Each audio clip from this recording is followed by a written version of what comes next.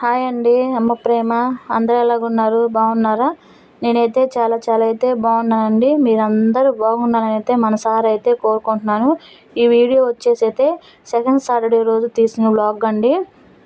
ఇంకా పిల్లలకి సెలవు ఇస్తేనే మనం కొంచెం లేట్ అయితే చేస్తాం కదా టిఫిన్కి కానీ భోజనం కానీ అయితే ఇంక నేనైతే ఇక్కడ లేట్ అయిపోయిందండి నాకు. అలాగనే నేనైతే ఒక బౌల్ అయితే సేమియాలు అయితే తీసుకున్నానండి. ఆ సేమియాలను అయితే దోరగా వేయించుకుంటున్నాను.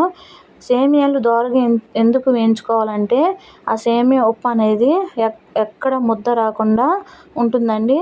అలాగనే పొడిగా అయితే సేమియా ఉప్మా అయితే బాగా వస్తుంది. అలాగనే టేస్ట్ కూడా ఉంటుందండి. ఇడ్లీ దోశ మనకి బోర్ కొట్టినప్పుడు పిల్లలకి ఇలాంటివి కూడా మనం అలవాటు చేస్తే తింటారండి. ఆ తర్వాత నేను సేమియాలు వేయించేసుకొని పక్కన పెట్టుకున్నాను కదా.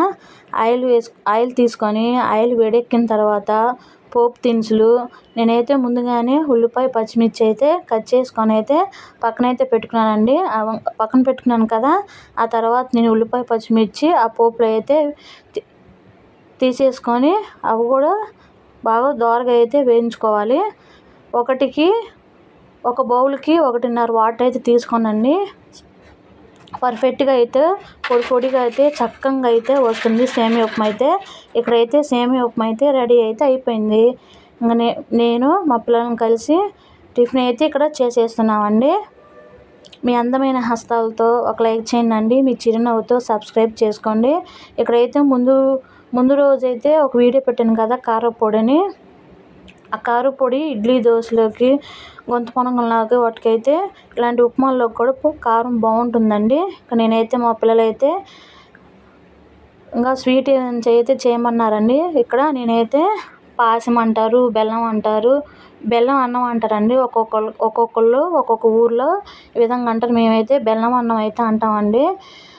పాలు ఎక్కువ తీసుకొని వాటర్ తక్కువ తీసుకొని అయితే బెల్లం అన్నం అయితే చేస్తున్నామండి. పిల్లలకి స్వీట్గా అయితే చేస్తున్నాం. అంటే మేము ఎక్కువైతే స్వీట్ అయితే తిన్నాం అండి.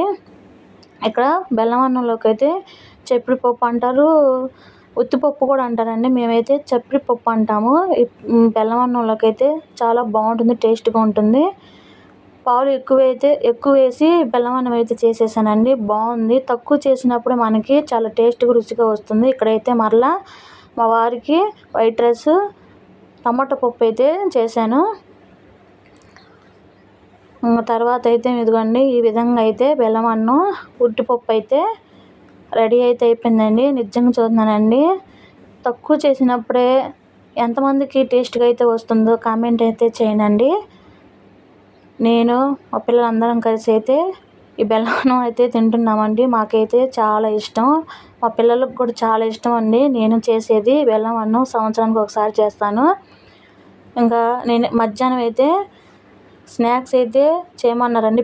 పిల్లలు ఇంటి దగ్గర ఉన్నారు కదా. అలాగనే వర్షం అయితే పడుతుంది. అమ్మ వేడిగా ఏమైనా అయితే చేయమన్నారు. ఇంకా మనం ఊరుకుంటామా, తల్లులం కదండి.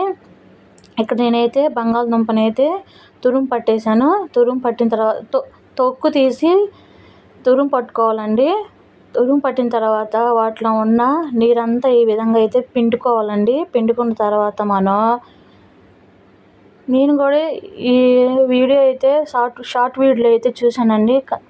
చాలా టేస్ట్గా అయితే ఉంది. ఈ విధంగా పట్టుకుని అన్నీ అయితే ఈ విధంగా అయితే వేయించుకున్నాను.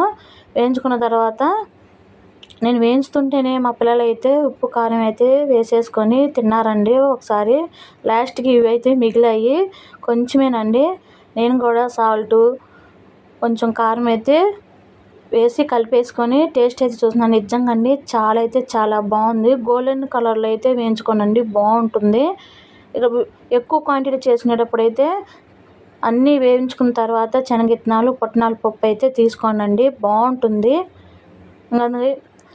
ఒకరోజు అయితే నేను బీట్రూట్ క్యారెట్ అయితే ఫ్రిడ్జ్లో అయితే పెట్టానండి. వాటికి మొలకలు వచ్చాయి. ఆ మొలక తీసుకెళ్ళి మా పాప అయితే నాటింది. మొలక అయితే పైకి వచ్చినాయండి. ఈ విధంగా ఆ ఫ్లవర్ పేరు ఏంటో నాకైతే తెలియదండి.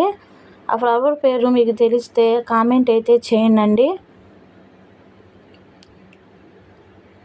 ఈ వీడియో అయితే ఇంతేనండి. నెక్స్ట్ వీడియోలో అయితే కలుద్దాం. బాయ్.